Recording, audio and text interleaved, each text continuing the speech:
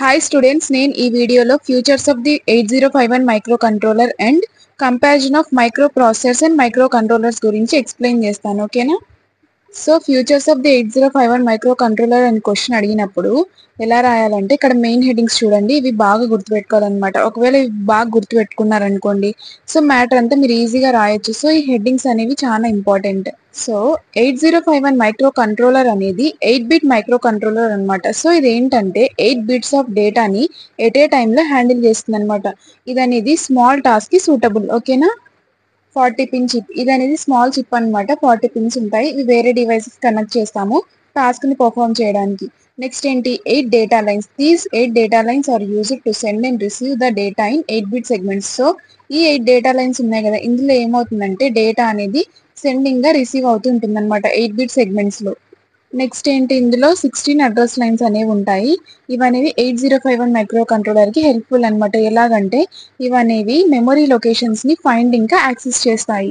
So ఇవనేవి 64 kilobytes of memory వరకు use చేసుకుంటాయి.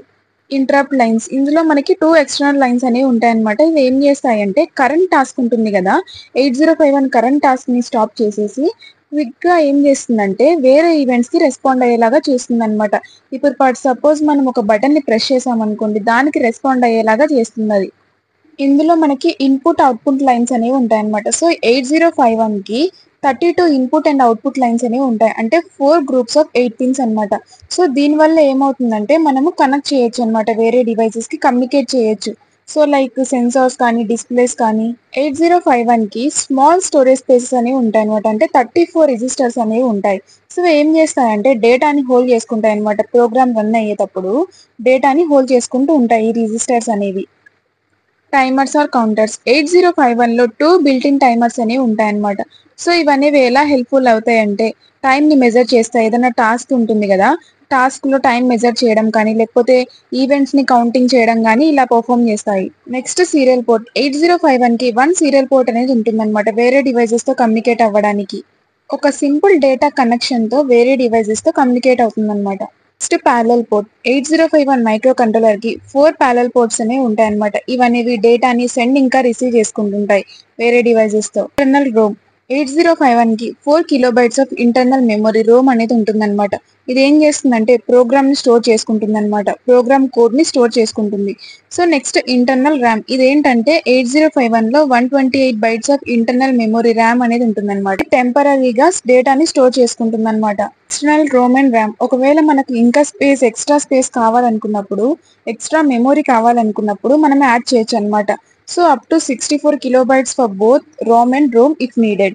Next 8051 యొక్క ఆపరేటింగ్ స్పీడ్ వచ్చేసి 12 మెగాహెచ్ అనమాట. అంటే ఏంటంటే ఇది అనేది ఒక టాస్క్ ని మైక్రో సెకండ్ లో కంప్లీట్ చేస్తుంది. సో ఇందులో మెయిన్ హెడ్డింగ్స్ మీరు గుర్తుపెట్టుకున్నారంటే మ్యాటర్ ఈజీగా రాసేయచ్చు. ఒకసారి మళ్ళీ ఇక్కడ ఉన్న మ్యాటర్ అంతా చదవండి, మీకు ఈజీగా అర్థమవుతుంది. నెక్స్ట్ ఏంటి, comparison of micro processors and micro controllers. So ఇది అనేది చాలా ఇంపార్టెంట్ క్వశ్చన్స్, ఎగ్జామ్స్ లో చూస్తుంటాం కదా, ఈ క్వశ్చన్ అనేది చాలా ఇంపార్టెంట్ అనమాట. సో నేను మీకు సింపుల్ గా చెప్తాను, ఓకేనా? సో ఇక్కడ చూడండి, future, micro processor, micro controller. So ఇలా మీరు టేబుల్ ఫామ్ లో రాసారంటే చాలా నీట్ గా ఉంటుంది ప్రెజెంటేషన్ అనేది. ఇంకా మీకు పాయింట్ టు పాయింట్ నీట్ గా రాయొచ్చు. Next definition. మైక్రో ప్రాసెసర్ అంటే ఏంటి? మైక్రో ప్రాసెసర్ అనేది కంప్యూటర్ కి ఒక బ్రెయిన్ లాగా అనమాట. ఇది ఏం చేస్తుందంటే డేటాని ప్రాసెస్ చేస్తుంది అనమాట. సో నెక్స్ట్ మైక్రో కంట్రోలర్ అంటే ఏంటి? ఇది ఒక చిప్ మీద మనకు ఒక స్మాల్ కంప్యూటరే ఉంటుంది అనమాట. సో ఇది ఏం చేస్తుందంటే స్పెసిఫిక్ టాస్క్, డివైస్ లో ఉన్న స్పెసిఫిక్ టాస్క్ ని కంట్రోల్ చేస్తుంది. నెక్స్ట్ ఏంటి, దీని యొక్క కాంపోనెంట్స్ ఏంటి? మనకి మైక్రో ప్రాసెసర్ కానీ మైక్రో కంట్రోలర్ కానీ కాంపోనెంట్స్ ఏంటివి? External memory and other parts. ఏంటంటే మైక్రో ప్రాసెసర్ లో సిపియూనే ఉంటుంది అనమాట. సో మనం ఎక్స్టర్నల్ గా మెమరీ కానీ వేరే పార్ట్స్ కానీ కనెక్ట్ చేయాలి. కానీ మైక్రో కంట్రోలర్ లో అలా కాదు, అన్నీ ఉంటాయి అనమాట, చిప్ మీదనే ఉంటుంది, ఎవ్రీథింగ్ చిప్ మీదనే ఉంటుంది. అంటే సిపియూ కానీ మెమరీ కానీ ఇంకా ఇన్పుట్ అవుట్పుట్ పోర్ట్స్ అన్ని ఇందులోనే ఉంటాయి అనమాట. నెక్స్ట్ మైక్రో ప్రాసెసర్ ఫంక్షన్ ఏంటి? ఇది ఏం చేస్తుందంటే కంప్యూటర్స్, ల్యాప్టాప్స్ ఉంటాయి కదా, ఇందులో కాంప్లెక్స్ టాస్క్ ని హ్యాండిల్ చేస్తుంది అనమాట. మైక్రో కంట్రోలర్ ఫంక్షన్ ఏంటి? ఇవనేవి మనము సెన్సార్స్, మోటార్స్ అందులో యూజ్ చేస్తాం అనమాట. సింపుల్ కంట్రోల్ టాస్క్ ని మైక్రో కంట్రోలర్స్ అనేవి పర్ఫామ్ చేస్తాయి. Next memory. Needs external memory, RAM, Rome to function. So మనకి ఎక్స్టర్నల్ మెమరీ అనేది అవసరం అవుతుంది అనమాట.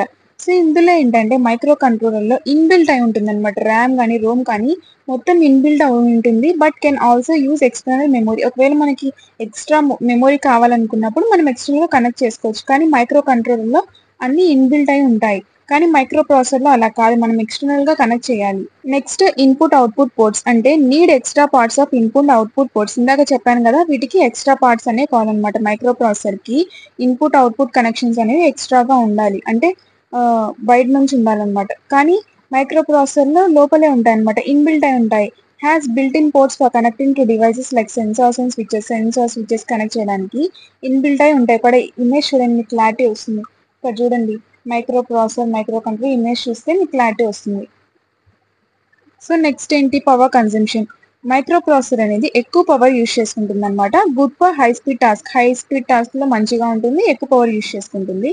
కానీ ఇదేంటంటే micro controllers less power use చేసుకున్నా ఇవనేవి బ్యాటరీ పవర్ డివైజెస్ అనమాట. కాస్ట్ పరంగా వస్తే మైక్రో ప్రాసెసర్స్ అనేది మోర్ ఎక్స్పెన్సివ్ అనమాట. ఎందుకంటే మనం అన్ని కాంపోనెంట్స్ అనేవి ఎక్స్ట్రాగా కనెక్ట్ చేస్తాం కదా. కానీ మైక్రో కంట్రోలర్స్ అనేవి చీపర్ అనమాట. ఎందుకంటే చిప్ మీద అన్ని ఇంటిగ్రేట్ అయి ఉంటాయి కాబట్టి మనకి కాస్ట్ తక్కువ పడుతుంది. అదే మైక్రో ప్రాసెసర్ అనుకోండి, అన్ని కనెక్ట్ చేయాలి, సో కాస్ట్ ఎక్కువ పడుతుంది. Next speed. ఇది అనేది ఫాస్టర్ గా ఉంటుంది. మైక్రో ప్రాసెసర్ అనేది ఫాస్టర్ గా ఉంటుంది. Good for running software and operating systems. అర్థమైందా? ఇవి సాఫ్ట్వేర్ కానీ ఆపరేటింగ్ సిస్టమ్స్ కానీ బాగా రన్ చేస్తాయి అనమాట.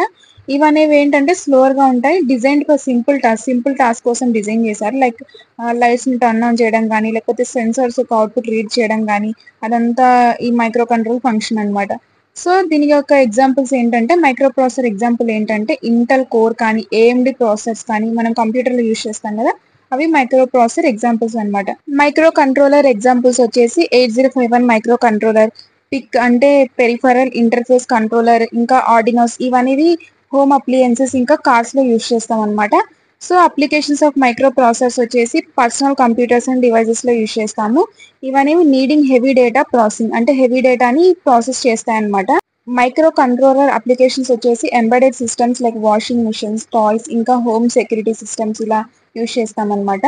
సో అర్థమైంది కదా డిఫరెన్స్ ఏంటి అనేది. ఒకసారి మీరు ఇక్కడ ఉన్నదంతా చదవండి, మీకు ఈజీగా అర్థమవుతుంది. ఓకేనా?